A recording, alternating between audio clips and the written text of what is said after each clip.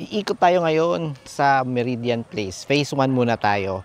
Tingnan natin ang kalagayan ng ilang mga bahay at kung nahagip ang bahay ninyo, comment down below. So, huwag na natin patagalin pa. Let's go!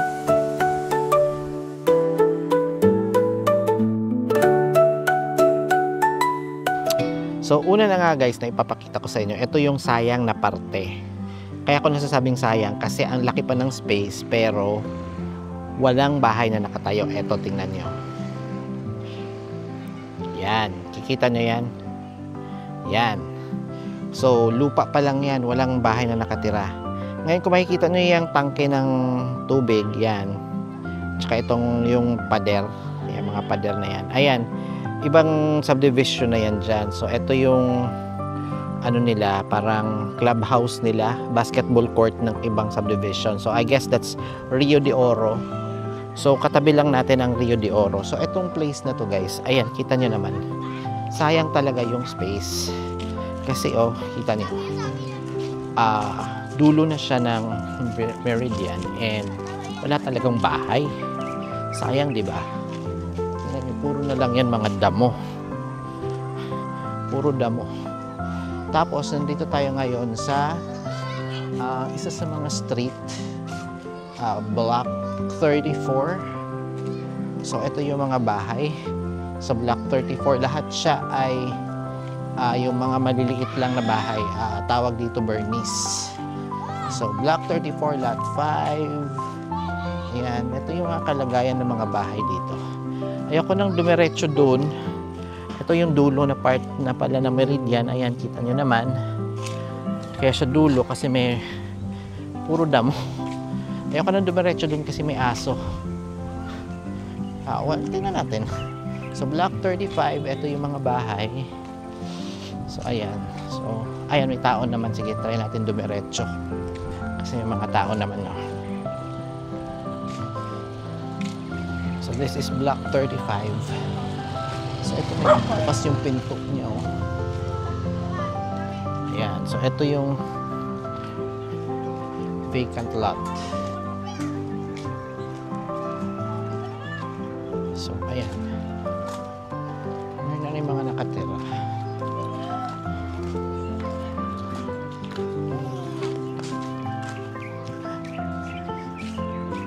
So, ayan. So, ito yung tingnan nyo yung ano na yan, tingnan nyo yung space na yan. Sayang, di ba? Tapos wala pa masyadong nakatira dito, oh. So wala masyadong nakatira. In fairness, malinis. Kung titingnan nyo to, ito malinis na to nung lagay na to. Kasi yung mga damo patay. Kasi nga tag-init. Pero imagine niyo guys kung ano yung itsura nito pag tag-ulan at mahaba at matataas yung mga damo. So ayan, kita nyo dun sa likod, ayan, may structure kasi iba na yung subdivision. So this is Block 35. This is France Street pala. So ito, ang ganda ng pwesto ng bahay na to, oh. Kasi nasa dead end siya. So ayan, dead end siya. So this is France Street. So, ayan, nasa France tayo. Ngayon, punta tayo sa Yemen. Yemen. So, hindi ko alam anong block to. Block number 31. Block 31, lot 28. Ito yon. Ayan, kung napapansin nyo, may bahay sa likod. Ayan, kita nyo yan. Bahay sa likod. Ayan. Diretso pa tayo. Ayan, may bahay din sa likod. Kasi ibang subdivision na naman yan. So, this is Yemen Street. Kita nyo naman. Ito yung kinasabi ko sa inyo sa previous vlog ko. May mga aso sa kalye. May mga owners yung mga yan.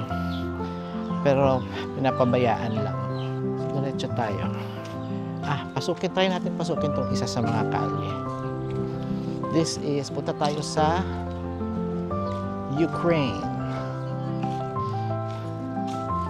So, ito yung Ukraine. So, ayan ko anong block to. Yung mga block ng bahay dito, hati. So, hati siya. Kita nyo naman, may mga pinakaparala sa kalye. So, I guess this is Block 32. And this is Block 33. Parehas na malaki na.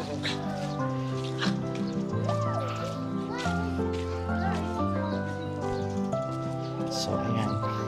Kung nahagip yung bahay ninyo, shout out. Ito yung sinasabi ko. Na pag mataas yung damo, ito nyo naman, lagpas tao. Diba?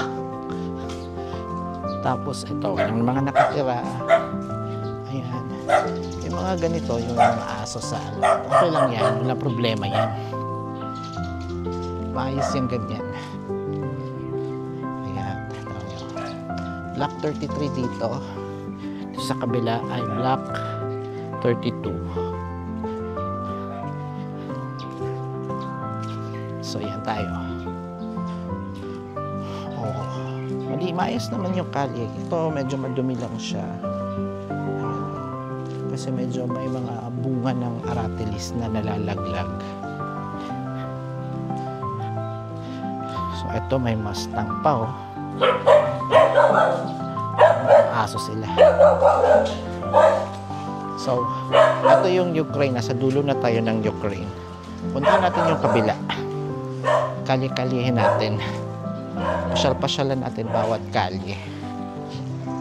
Para makita nyo anong kalagayan ng ibang kalye. So, palabas na tayo ng Ukraine. Balik tayo ng pwesto. Puntahan natin tong kabilang kalye. Ano naman to? May mangga. May puno ng mangga, tapos may mga bunga pa. So, tingnan natin. This is Vietnam Street. Yes, Vietnam Street. Tingnan natin kung nandyan yung pangalan. Ayan yung pangalan. Vietnam. Okay. So, Vietnam Street, kung ito ay Block 33, ito naman ay Block 34. So, ito ang 33, ito ang 34. So, kung mahagip yung bahay niyo, shout out lang. Yan. Tapos, ito, tingnan nyo, ito yung sinasabi ko. Tingnan nyo yung damo. Diba? Ang taas ng damo. Mas mataas pa sa tao ang damo.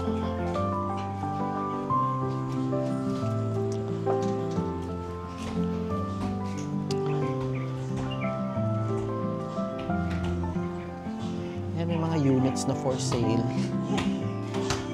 May mga nakalagay na for sale. Ito, sayang dito. Wala pa nakatira. Oh. Ito ay mga Bernese models din. Ito. Sa Block 34. Yan, oh. Tapos na mga damo. Yan, okay lang sa akin yung mga ganyan, yung mga aso na nasa kulungan. So, this is Vietnam Street, Block 34. And this is Block 33. So, shout out na lang kayo dyan pag nahagip yung bahay nyo. Meridian Place, Phase 1 tayo mga kaibigan dito sa Pasong Kawayan 2, General Trias, Cavite. Marami na rin nakatira sa kalye na to. Marami-rami na rin. And, pero yun nga, may mga ilang houses lang na hindi natabasan. So, ayan. Nawala yung signage. Wala yung pangalang Vietnam. Ayan, balik tayo dito sa Yemen Street. Yung dinaanan natin kanina, yun yung Ukraine Street. So, dito sa Yemen, dito yung may nakita kayong aso kanina, dito yon. So, puntahan natin yung next na kalye, which I believe is, so syempre hindi na tayo dadaan dito, di ba? Kasi nadaanan na natin to. So, ang next na dadaanan natin ay ang I believe it's Thailand. Grabe talaga guys, makakapag around the world ka talaga dito. Ayan. Ito dito, ito yung Thailand Street. Ito yung kanto ng Thailand. Ito ito si ate, itong house na to. Sa kanto ng Thailand at Yemen. Si ate naglilinis po si ate ng kuko. So may parlor, may salon po siya. So this is Thailand Street. Ayan o. Thailand. So dito na tayo sa Thailand Street. So ito yung kanto ng Thailand. So ayan. Again, shout out na lang kayo kung nadaanan yung bahay nyo. Ito, maganda ginagawa. Ganda ng kulay, pink. So yan.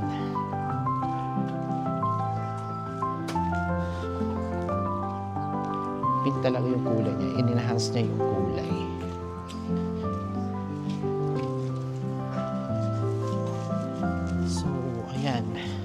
Marami na rin nakatira.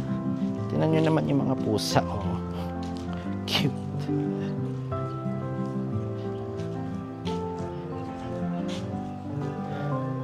Sarap ng patong niya. Oh.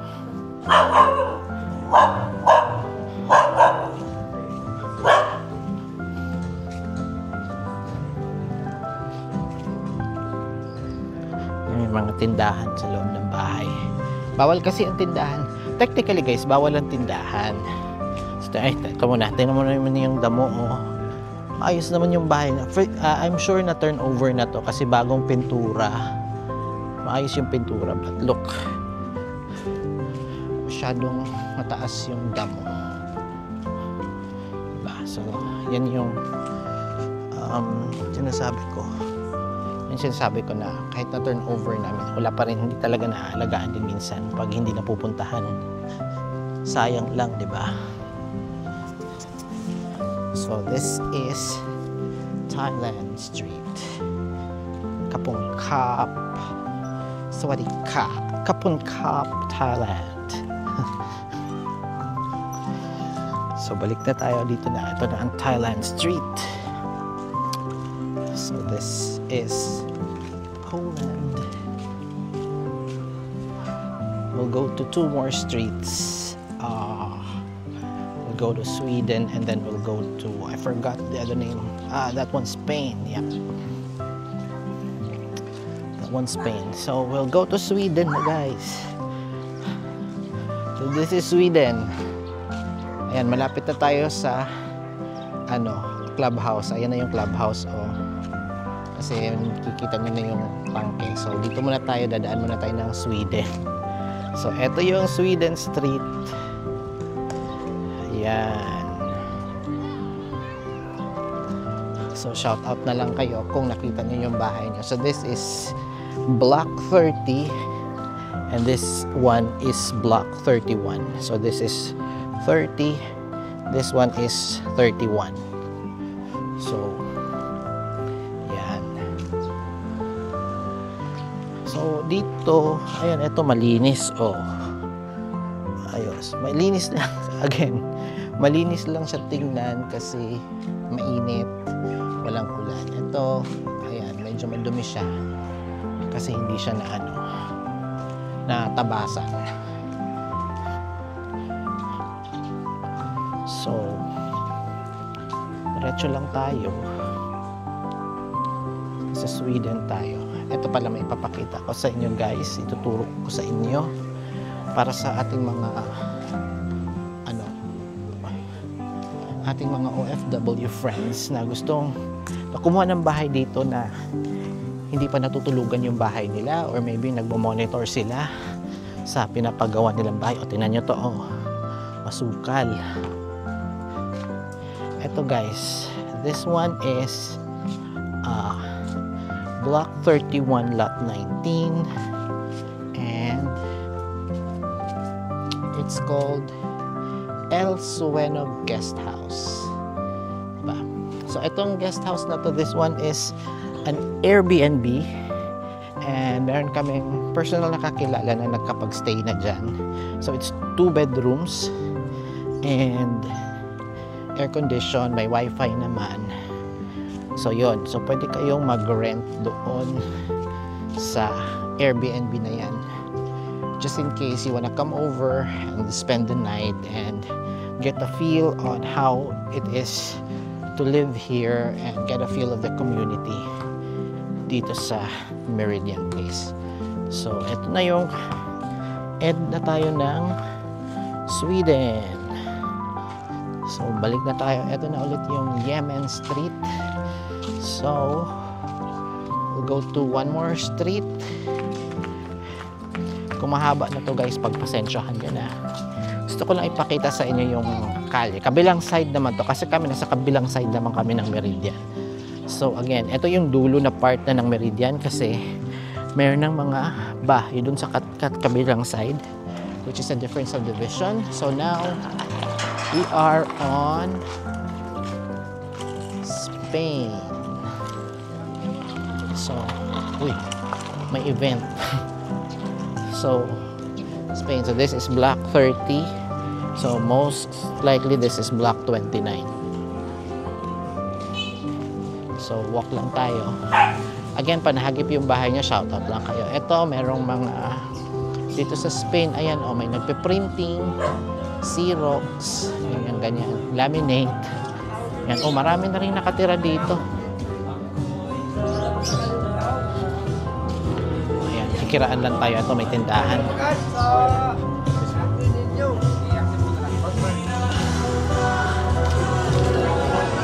Ayan, set up sila ng pool. Ito po. So, merong mga oh, this one's nice.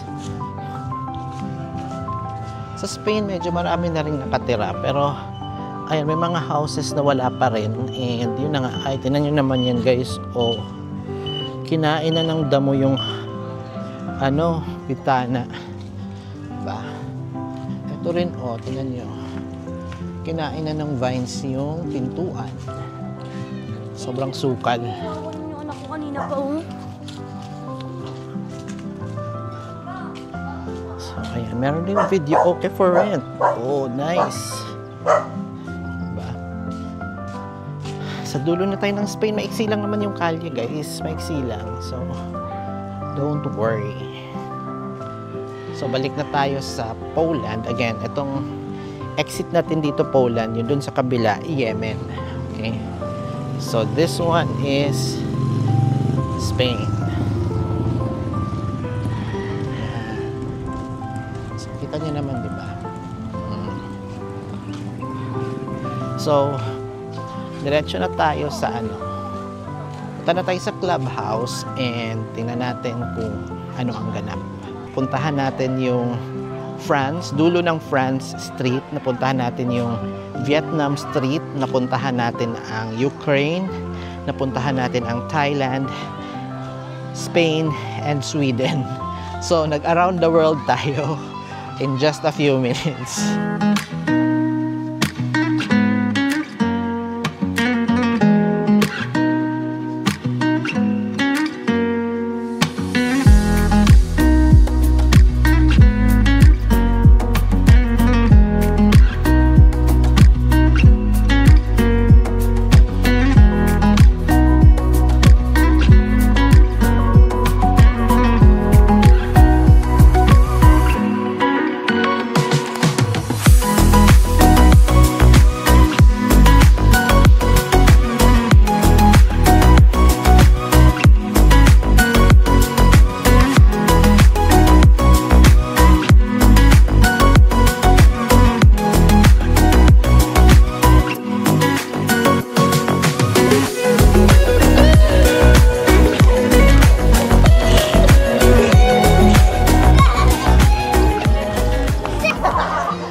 So, nandito ako ngayon sa clubhouse and fortunately, nandito si Alan. Si Alan ang isa sa mga namamahala dito sa Meridian. So, magtanong tayo ng ilang mga questions para alam natin kung ano yung mga ganap dito sa Meridian, di ba? So, habang nandito tayo, kita nyo naman, ang daming tao sa pool.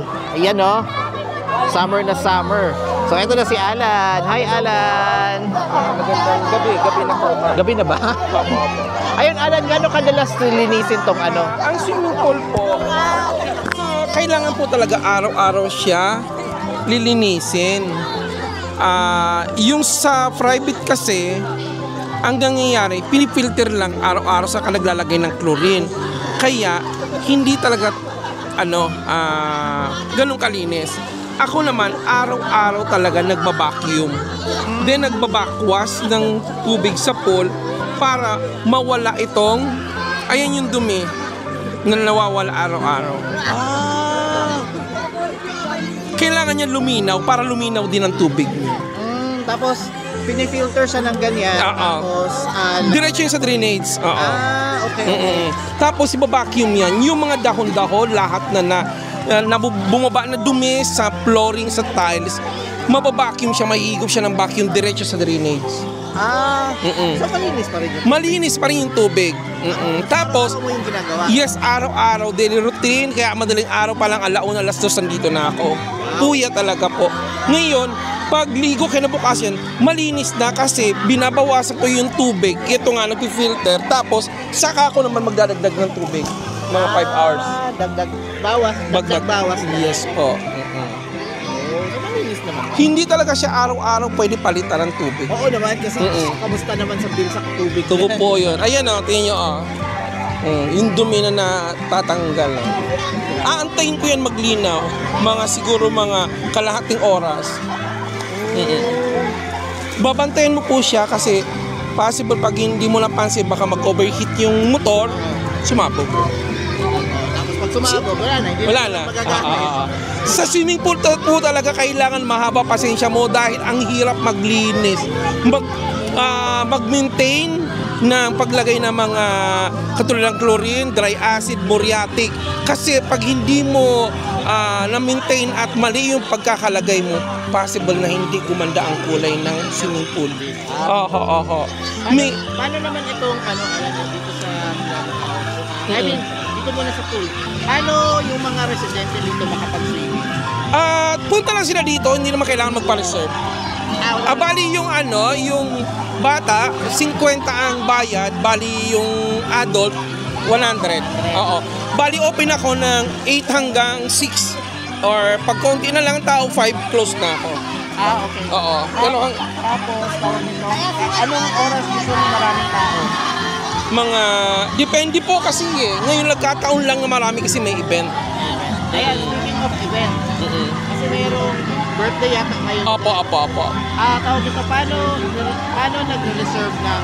Pupunta sila kay admin or makikipag-coordinate sa akin, 500 per hour. 500 per hour? Apo. Okay. Tapos so kahit ilang oras? Kahit ilang oras, 500 per hour. Apo. Okay. Tapos paano yung kuryente nila doon? Paano yung Kasama na po yun. Kasama na yun. Okay. Hanggang anong oras na? Pwede? 11 ng gabi. Hanggang 11? Ano nung pinakamaaga? Mga 8. 8 ng umaga hanggang 11 ng gabi. Opo. Clap. Ayan sir, unti-unti na nalinaw. Ayoko nga. Ang lumilinaw ngayon tubig. Yes po. Kasi kanina ito medyo sobrang puti.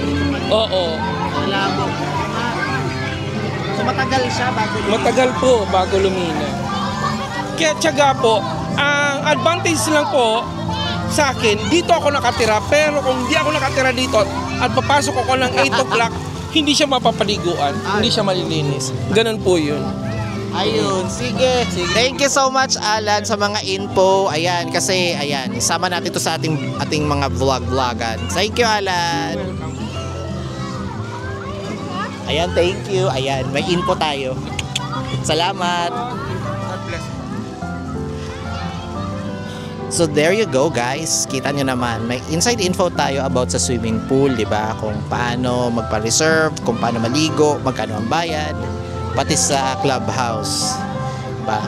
So very very nice, and ang ating panayam kay Alan. Si Alan po kasi siya yung isa sa mga namamahala dito, and when I say namamahala, ayan, kagaya din sa clubhouse, naglilinis and stuff, tapos siya din yung minsan nagtatabas ng damo. Again, pagdating sa paglilinis or pagtatabas ng damo, hindi mo talaga siya pwedeng asahan na pag mataas na malilinis ka agad kasi po ilang tao lang yung staff dito. So si Alan isa lang siya sa mga tao dito, ilan lang yung nagtataba, so hindi mo talaga asahan na instant ka agad na matatabasan yung ano ninyo, yung place ninyo, pero ginagawa naman nga yung trabaho niya. So ayun lamang po ang ating Meridian Tour for today. Meridian Tour Phase 1 Meridian Phase 1 Tour sa ilang mga kalye sa ating clubhouse, and sana you get a feel and you get info on paano mag-reserve for events and get the feel kung ano yung community, anong itsura ng mga tao dito na nag-i-interact with each other. So masaya naman, and yeah, I guess that's it for today guys, and sa susunod try ko na talagang dumalaw dun sa kabilang phase, sa phase 2, para makita nyo rin kung anong itsura ng phase 2. Try din natin mag-ikot doon, at meron pa akong ibang hindi naiikutang kalye dito sa phase 1, so yun ang abangan ninyo. Okay, I'll see you on the next one, and don't forget to subscribe, hit the notification bell, and see you on the next vlog. Bye bye.